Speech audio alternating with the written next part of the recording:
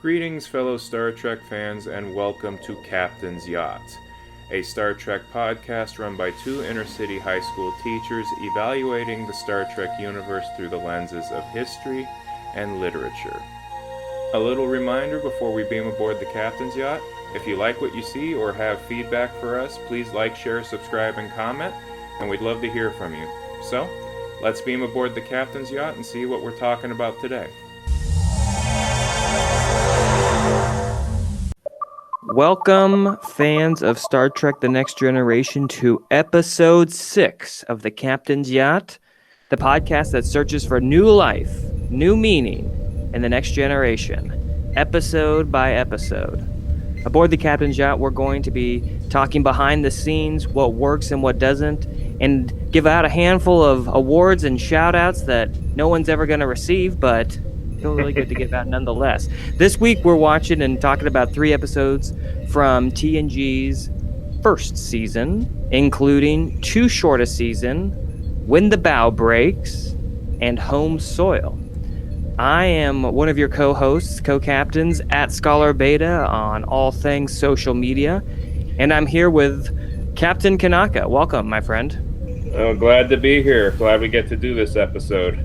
So, with that in mind, just a reminder of what this is. This is a podcast put together by two teachers designed as an example of experiential learning, with the goal of encouraging students to get out there and create something new.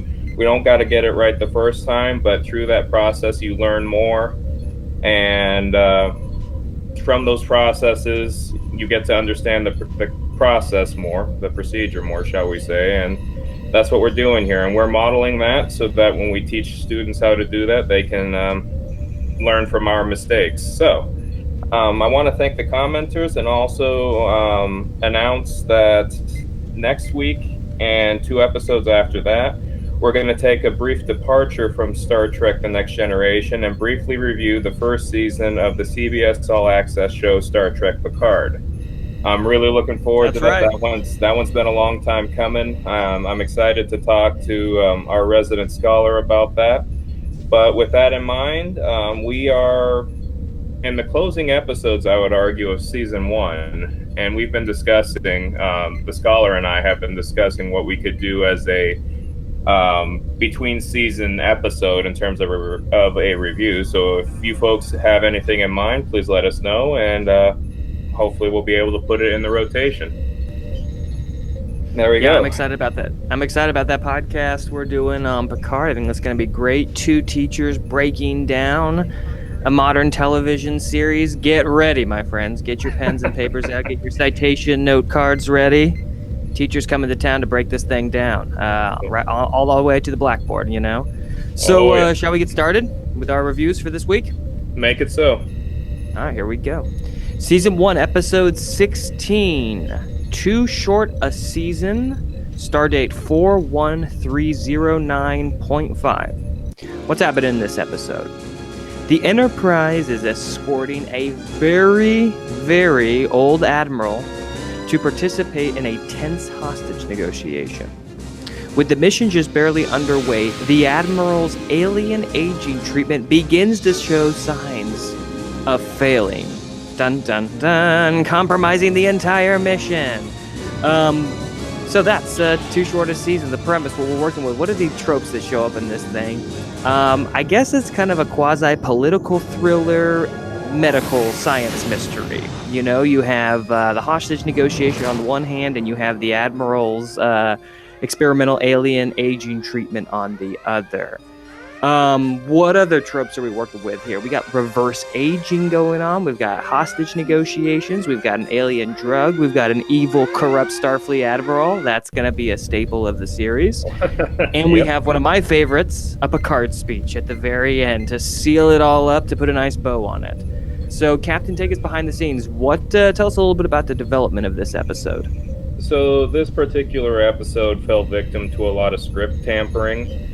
In the original episode, or rather the original version of the episode, there's a 60-year-old Admiral Jameson in reasonably fit health. He's not as infirmed as he is in the actual episode you see.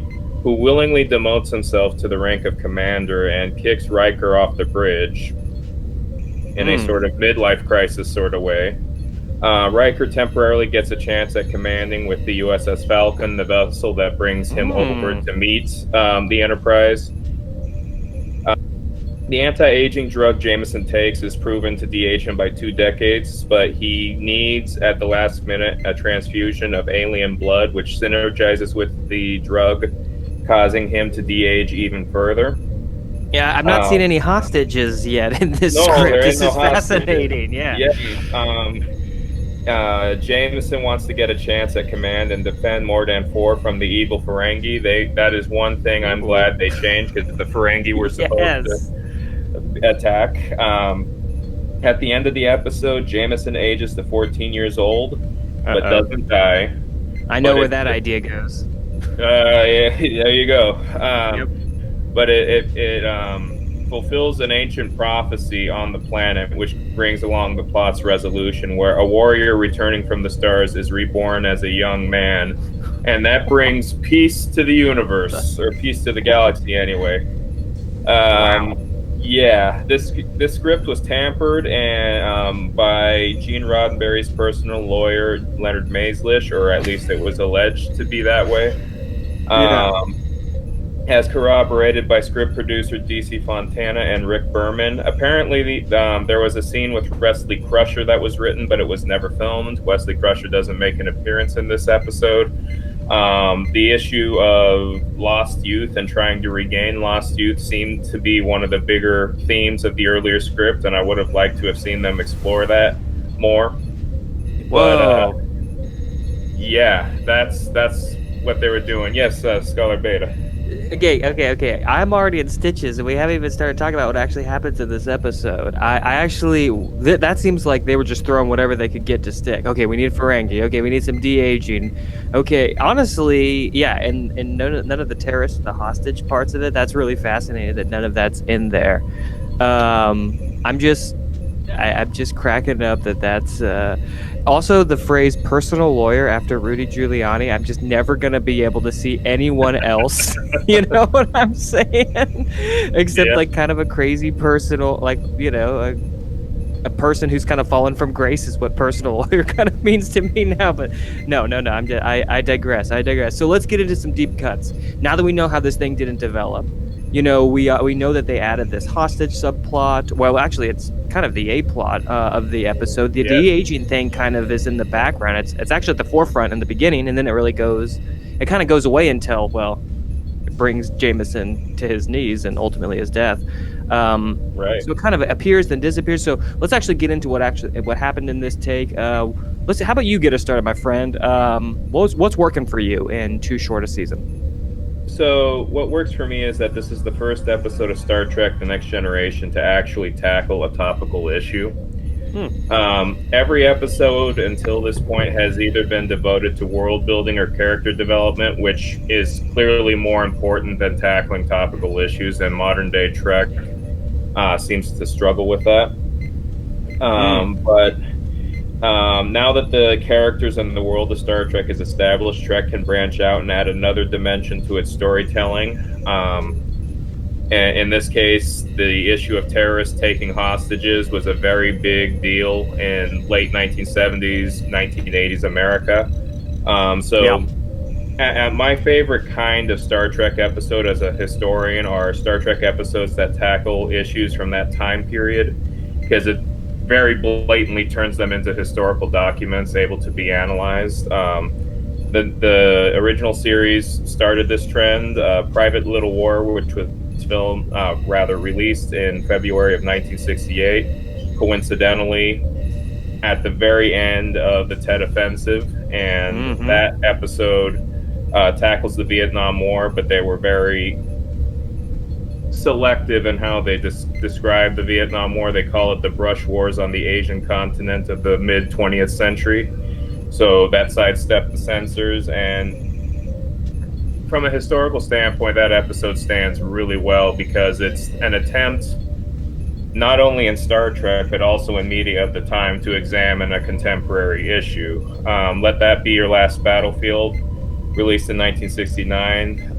That episode's script was written around the time of the MLK assassination, and you can definitely see how those events have influenced that episode. Yeah. That's why, as a historian, those kinds of episodes are personal favorites of mine. You take a look at Forces of Nature at the end of this season, the show, where they tackle global warming. But it all starts with this episode right here. So, yeah, Scholar Beta.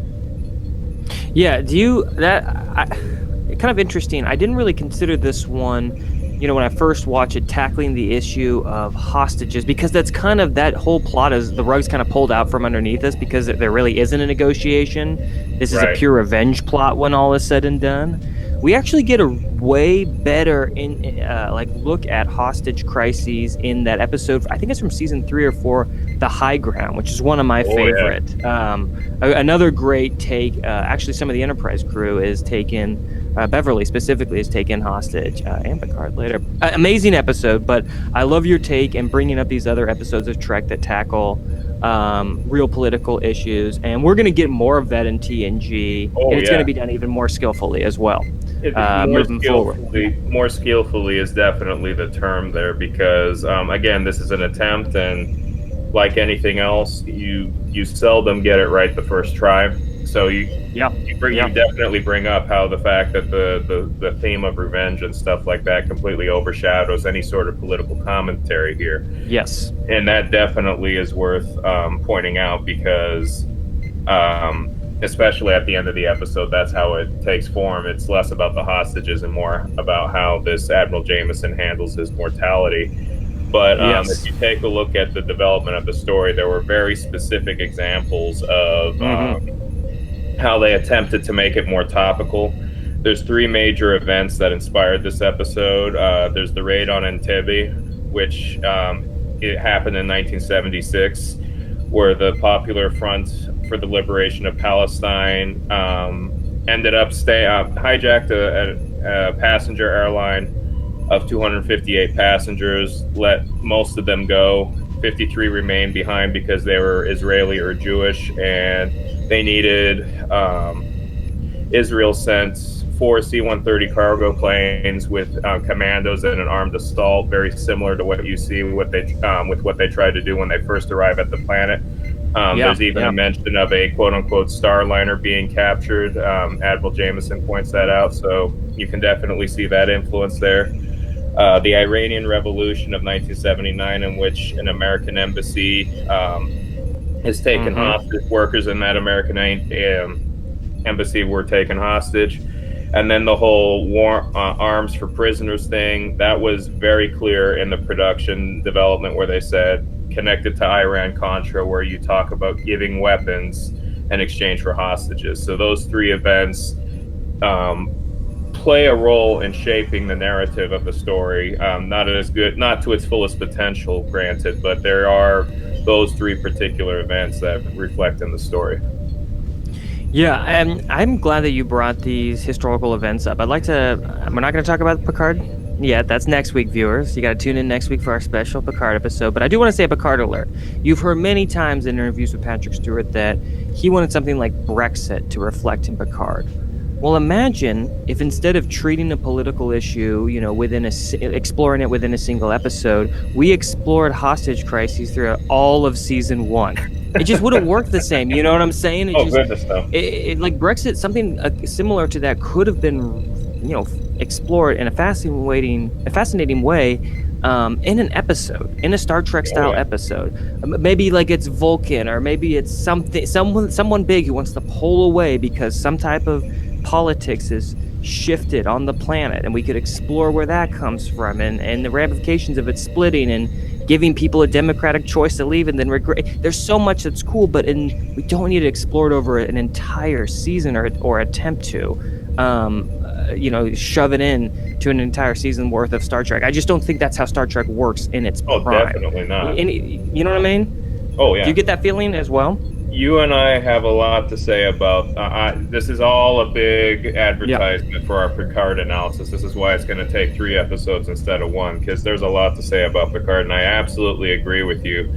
And when we get to episode 2 of our Picard review, we're going to tackle how we would revise the show to reflect that more. And I'm very curious to see specifically how you would handle a Brexit-like scenario in Star Trek. I'm gonna handle it in an episode. I'm gonna tell you right now. One episode. Okay, so Me I'm too. sorry. Let's get back to too short a season though. This episode, it deserves some talk. So some things that I actually thought were kind of interesting in this, the mystery surrounding Jameson and what he did 45 years ago actually pretty much held my attention for most of this. I'm gonna be pretty critical of the de-aging effects and makeup and stuff like that here in a little bit. But what kept me in this episode is that whole mystery about what did this dude do so long ago. I hadn't watched this episode in 10 years. I'd forgotten. And that definitely kept me in. And Picard and Jameson's chemistry on set together, I think works really well.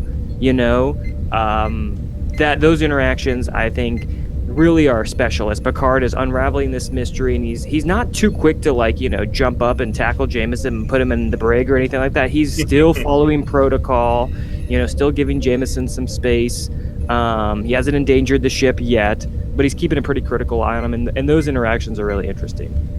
I also kind of want to go back and talk a little bit about the backstory because I think it's fascinating. So Karnas's father was assassinated by this rival tribe. This is 45, 50 years ago, okay? And then the Federation, I guess, comes in and attempts to negotiate a peace between these tribes. And Jameson didn't negotiate. Instead, he gave weapons to Karnas and all of the rivals and just let them duke it out for the next 40 years. Then he falsified all the documents, took credit for it, and became an admiral. I mean, that's a pretty intense backstory. I'm pretty impressed that all things considered, considering this part of the episode was so late in the development of the script, that they were able to pull something of that magnitude off. I just think it's pretty fascinating, that whole background. Oh, yeah. It definitely establishes that evil admiral trope, and it's definitely conflict in a character breaking Roddenberry's rules, for sure. Not a main character on the bridge, but definitely a character in the background. So yeah, Jameson is a cool character. I think that works. Like I say, I'm going to talk about the aging effects in a second. But I think the concept itself and the character's backstory and the mystery definitely works. Okay, and I also am really pondering some interesting medical and ethical discussions and ideas on this show. To me, the Federation certainly has the ability to become immortal or to keep their citizens alive a very long time, but they choose not to. And there's actually quite a point of pride in their mortality, in the sense of morality that they get from being mortal. So I think that's really fascinating. And then I think about Star Trek Insurrection, and it's like, nope, we don't care. This whole concept, whatever. We're just gonna, have a planet that allows you to be, to move backwards. Yeah, what are you thinking about that? So I'm willing to give Star Trek Insurrection a pass there, because if you look at the context surrounding that movie, that very, very, very long episode, basically. Yes. The Federation is on the ropes with the Dominion War, and a lot of people are dying. And at that point, I can see what they're going for in terms of compromising the values that they had. Wasn't developed well, and no, goodness no. And that's why I'm looking forward to reviewing that when we talk about that. But I'm willing to give Insurrection a pass, if only because of the events surrounding that movie that might have influenced Starfleet there. Wouldn't it be amazing if they showed that? They showed triage units of soldiers from the Dominion War. And that's what that admiral, the evil admiral, in that movie, whatever his name was, don't even remember what it was. Admiral, if his face gets stretched. Doherty. Admiral Doherty is his name. Admiral Doherty, gonna get my face stretched in this machine here in a second. Anyways, that dude, if he was like managing a field hospital and then came across this, that'd be some real conflict, and that'd be kind of interesting. But instead, nope, we're not going to do any of this. I'm just evil admiral. And I'm going to brush it off with one line. I think they mentioned the Dominion War in one line, and I was a Deep Space Nine fan, and I was like, no, come back to me. They mention it twice, because growing up, I couldn't get into to Deep Space Nine, but I really love Next Gen. Picard says Dominion once, and Ruafo, the main antagonist, says it once. And at that point, I was like, "Who the heck are the Dominion?" And that's when I started researching the Dominion. So definitely. Okay, nice. Okay, So so but again, well, let's pull this thing back to Too Short a oh Season yeah, again. And it's kind of interesting that this one episode from season one kind of has so many tendrils that go off in other Star Trek, franchise and film directions. Okay, so what doesn't work? Okay, this is my observation. Really, the only thing I have for this one, in my opinion, and this is kind of a wrestling match between the Next Generation and the original series, in my opinion. Okay, so like the reverse aging campiness, the Professor X wheelchair, the music, Jameson's death scene, to me, that's right out of the original series. I really can't explain to you why, but well, I can. The wheelchair, I'm pretty sure, is used by Christopher Pike, or it looks very similar to that, or at least that's the vibes I was getting for that from some reason. I think And then the I, camp factor with the makeup really got to me. But then the emphasis on negotiation, the Karnos subplot, the Morden sets, Karnos's office, the Morden uniforms, all those really, to me come across as the Next Generation production values, the Next Generation type writing. So yeah, I just see that this episode's kind of wrestling with those two styles, those two types of stories and ideas. I don't know. Any thoughts on that? Did you catch any of those vibes, or nah? Am I just making this up? no. I think the wheelchair thing. How it's. I love your Professor X reference there. Yes. But the music, Miss Jameson's reaction to that, the whole death scene, that is very much quote unquote old guard, very next gen. Original series. The attempts at negotiation. Definitely are next gen. So I can definitely see the thematic, shall we say, crossbreeding there.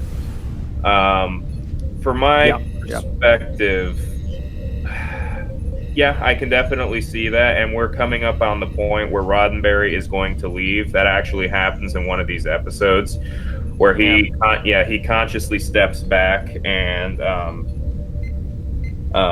hands over control to Maurice Hurley. And that hasn't happened yet, and you can definitely see that cross-pollination there. What are your opinions on Riker in this episode? Because Riker kind of just disappears. Yes, I forgot about that. I really only have one point on Riker, and it's like they really try to establish that he will sacrifice like his professional position. He'll kind of step out of line to protect the captain and make sure the captain is safe, right? He'll risk his kind of professional reputation, so to speak. That's so important to him, the captain's safety, right? And so in this one, it's like they remember that. They're like, oh yeah, Riker would not like it if Picard beamed down into a hostile place. He would really not like that. So let's address it. So basically, Picard just looks at Riker and says, don't wear number one. Or he's like, and I'm going with him. And then Riker just kind of looks at him like, you are? And then we never see Riker again for the rest of the episode. It's just, I thought, oh, poor guy, you didn't even get a chance to protest. And I'm glad you brought that up, because that segues perfectly into my main criticism, is that the episode generally falls flat. I honestly think that this episode would have worked better if they stayed with the themes of the original script, where one of the reasons I will maintain why Riker doesn't have anything to do in this episode is because the original script had him on another ship. Yeah, there you go. So they basically repurposed the character as a carryover from the older ship. So what would have happened if you have a middle-aged ambassador with a midlife crisis willingly becoming a first officer, the original first officer going over to another ship and getting what he wants? Perhaps the Falcon comes in and bails out the Enterprise at one point. That could have been really great. I'm also that would really been awesome. Yeah, it would have been really awesome, and that's why I'm wondering why they didn't stick to the original spirit of the script, because that could have been really good. I'm also wondering what that alleged Wesley Crusher scene was that Leonard Majelish is credited for writing. It might have propped up the central theme of youth, lost youth, regaining youth, whatever. I'm glad you like the revenge plot. Honestly, I love Picard's reaction to Jameson, and that's the thing that kept me interested in the episode Yeah. because the feud, the decades long feud between Jameson and Karnas, the plot twist, oh no, they're the hostages aren't what you think, and it just fell flat to me, completely fell flat. Um, but also the tense phaser fight is done in a way that makes it look like glorified laser tag. It's so much of this episode falls apart, and maybe it's because I had the original version of the story in my head while I was watching it. So much of what they were going for buckles under the promise of what this episode could have been. Yeah. If I can just say, I think I'm not really interested in the revenge plot, to be perfectly honest, nor the de-aging plot. I never was involved in those mysteries. I just wanted to know what this dude did that was 40 years ago that this guy's so ticked off about. You know what I'm saying? And Oh yeah, I kind of thought the reveal of him selling weapons to all sides was like, whoa, that's bold for a Starfleet admiral. I keep mispronouncing admiral. Yeah, it's not a hard word to say, but here I got it. So my point is, yeah, that part is kind of cool to me. That character decision that's buried in the past, but its reveal in the actual way it's shown in the episode, I don't really care about. exactly, and it's actually a very interesting way in which they try to add next generation sensibilities, because he doesn't just give it to one side; he gives it to both sides as a way of sort of balancing an equation. That's It's the kind of almost vibe I got. Solomon-like wisdom, but not quite. Oh, not quite. Definitely not quite. So, are we ready for first and facts, Scholar? Let's do it, my friend. What you got for us? So, right before we rolled cameras on this, you and I had a very interesting discussion about, and this kind of ties into map paintings.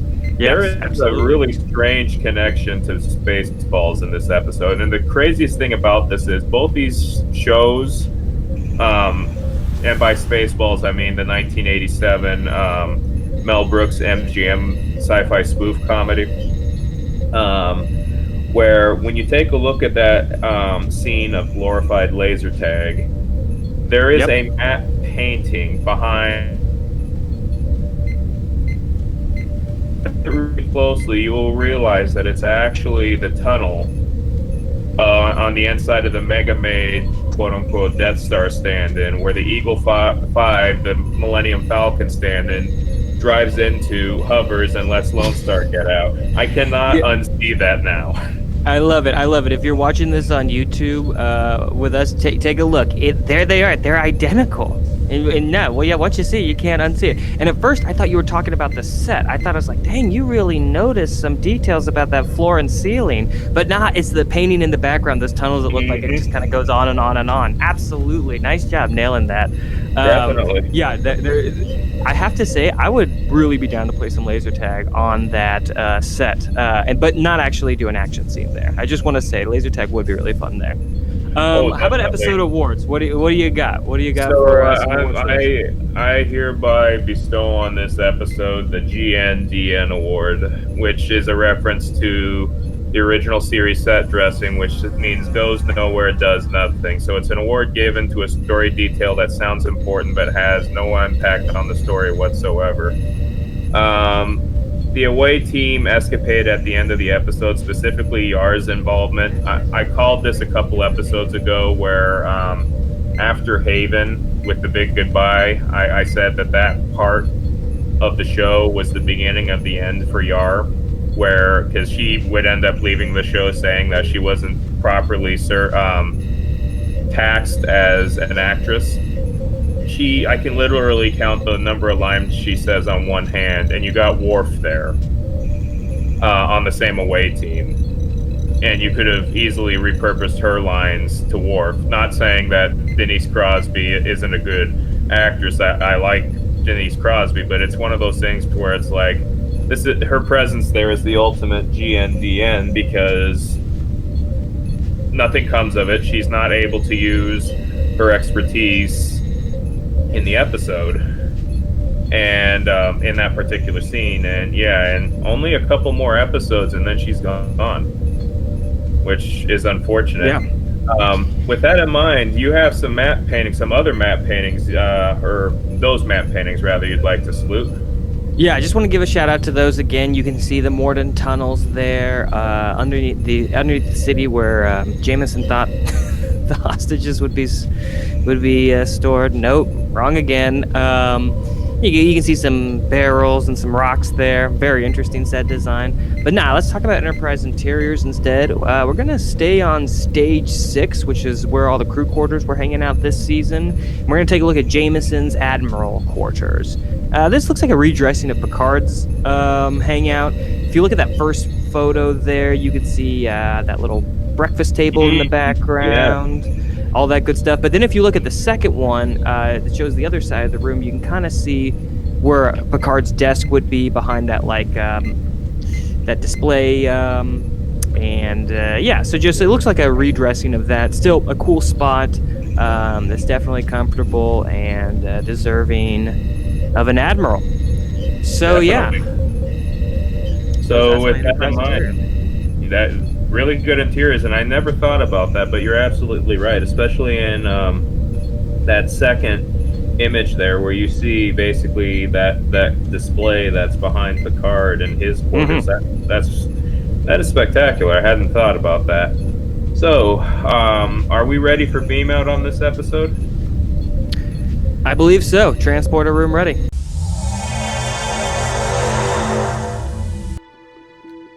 This is Captain Kanaka speaking. On behalf of my esteemed colleague at Scholar Beta, we hope you've enjoyed this deluxe version of Captain's Yacht, a Star Trek podcast. This is a podcast done by 2 inner-city high school teachers learning how to make a podcast so we can teach those skills to our students in the fields of social studies and English language arts.